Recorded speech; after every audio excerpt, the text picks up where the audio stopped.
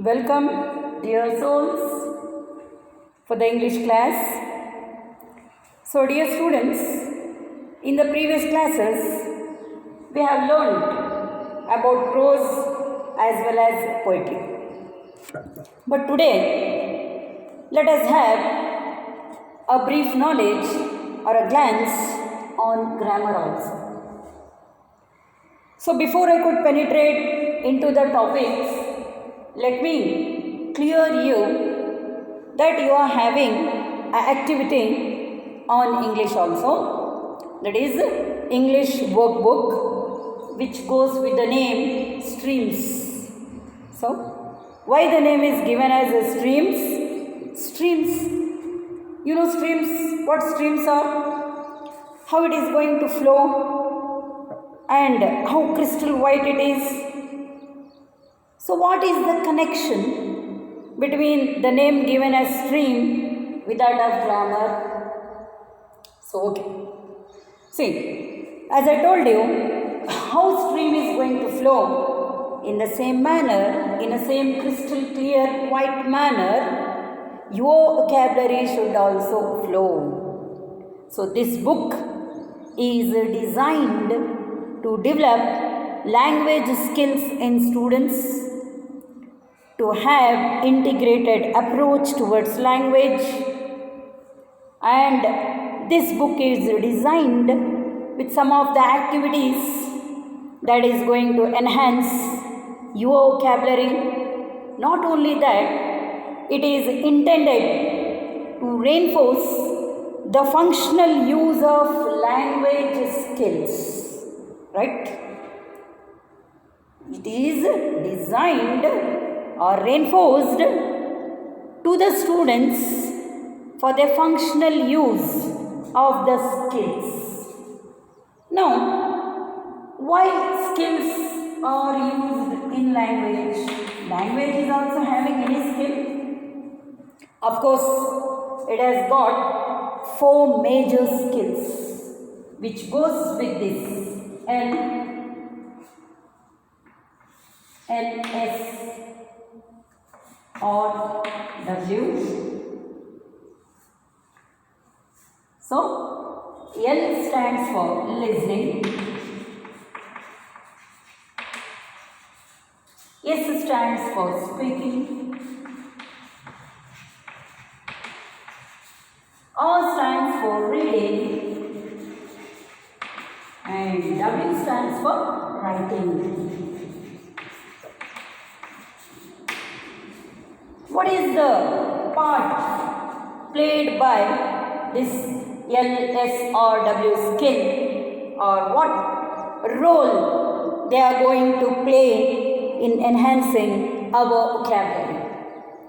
So, before I could go into this, let me give you a living example that how even illiterate people are going to have the knowledge of English. You may get astonished to say, how can an illiterate have the knowledge of English? It's okay. Now, what is education we call? What is education?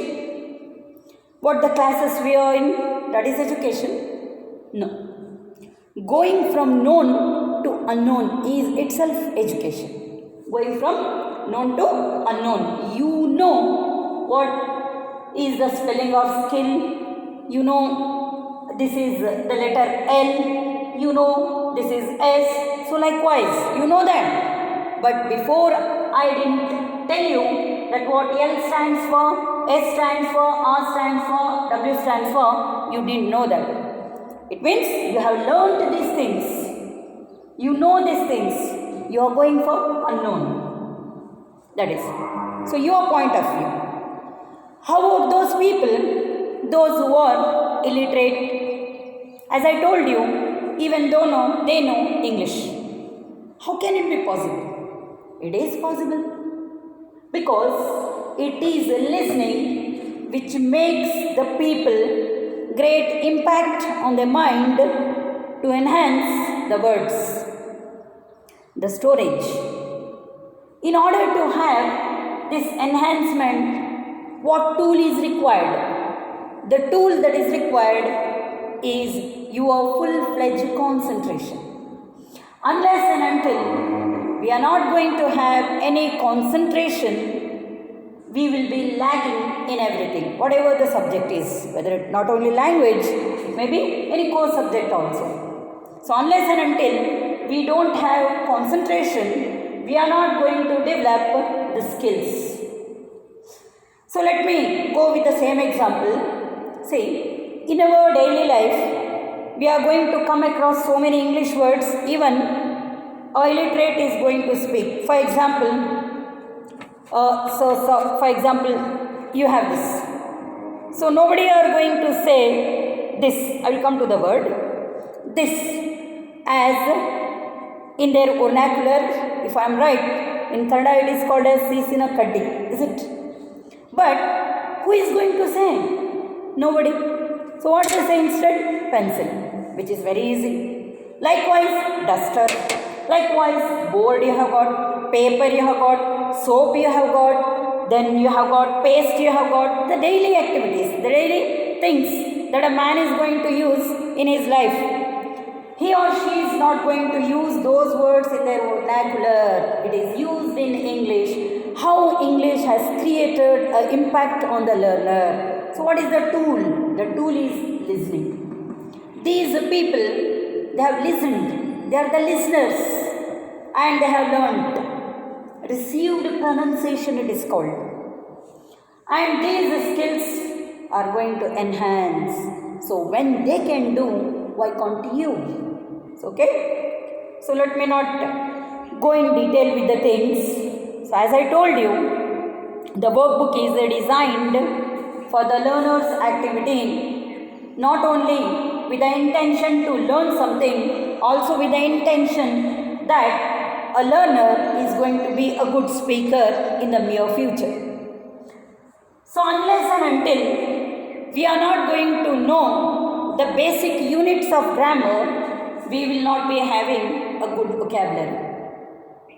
So let me talk to you about one unit which all are familiar since you are learning, since you learn English. So right now we are learning English as a second language. So whatsoever we are having, we will know the parts of speech.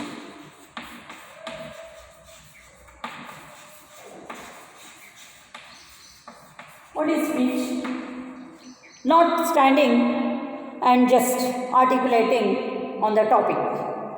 Speech is that which we are going to bridge properly. In order to bridge this properly, we need something.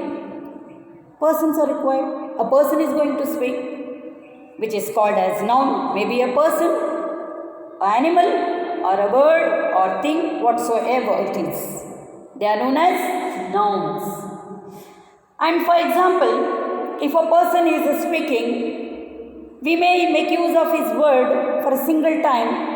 Again, we want to say the activity of a person again for the second time. Then we will not go with the name. Then what we are going to do? We make use of he, she, it, they, whatsoever the pronouns are. So that is being given, named as pronoun. It is not sufficient. Then what is required? A person is going to give the activity. And that activity, the person is going to do the activity, and his doing of activity goes with the name verb. And the activity done by the person either may be a good or bad. So whatever the way is, he or she is being complimented. And that complimented itself came to be known as adjective. And so on. The adjective is modified again, came to be known as adverb. And when the person is doing the activity is further modified with the adjective or adverb, or that thing has to get related with another thing. Has to show the relation, denote the relation, also join and give something which is surprising. So rest of the three things are known as conjunction, preposition and interjection. So what is the work of conjunction? To join. To join is the work of conjunction. Then what is the use of preposition? Preposition denotes there is a lot of major difference between joining and denoting. Denoting is nothing but showing the relation. It is showing the relation. In what way it is going to show the relation? There are some words which are going to be called as preposition. So let me brief you. Preposition is a word which denotes the relation, which comes before a noun or a pronoun. And how it is going to denote? So let me give the example. So if I want to keep the chalk on the podium and relate the sentence to me with that of the podium, I will not be saying I chalk kept. I kept the chalk the podium. So if I spell the sentence like this, I kept the chalk the podium. See how unfortunate it is. I am not using the word preposition, which is a single syllabic word. Single syllabic. Syllabics are unit of words pronounced in a single breath or puff. So on. And now if I say I kept the chalk on the podium, so it has got an appropriate meaning and it is going to complete the sentence grammatically correct. If I repeat the sentence what I previously told you all, so the chalk kept podium means chalk, say how wrong the meaning is, how unfortunate the sentence is. So it is going to be the chalk has gained the capacity to lift the podium and keep somewhere. See, you may laugh for this, but the fact. So, dear students, in order to enhance our correct vocabulary, so only we need to learn the basic parts of grammar, which is the most required in the learner's life. So, as per parts of speech are there. So, these things are there, which is going to enhance our vocabulary. But now let us come from the subject point of view or the question paper point of view, that in order to learn these units of grammar, what is that we have to do, for how many marks it is going to be there. So these things are going to clash in your minds. So let me tell you, you have got 50 marks grammar. Oh God, 50 marks? How can it be possible? Then rest of the 50 marks, it is there for descriptive. What is there in descriptive? You got one word answers, you got descriptive answers, that is 4 marks answers, as well as 6 marks answers. So all these things are there, which totally makes 50 marks. But here 50 marks. Some units of grammar carries 5 marks, some carry 2 marks, some carry 1 mark, and some half also. Right from the passage till the jumbled segments, you are going to cover 50 marks. So is it easy to score those 50 marks? Of course it is easy. Only condition is that the hard and fast rule that is applicable is you have to work hard. And the major thing, the pearl of learning is concentration. When you have concentration, you can get to it in a proper manner. When you have lack of concentration, then we will not gain the skills, rather we are going to kill. See how it is. If I add S, it is going to enhance our vocabulary in the form of skills. When you just remove this S, see how brutal it is. Kills. Brutal. By words we are killing. So let us not make kills. Let us make the skills. So let us learn grammar in a proper way, with the proper sequence, with proper usage of tense, proper usage of voices, proper uses of idioms and phrases, and rest all the things that covers in grammar. So dear students, today we had a little brief knowledge about all these things, and in the next class we will meet again with other number of units that are going to create some interest in you. So till then, take care and bye.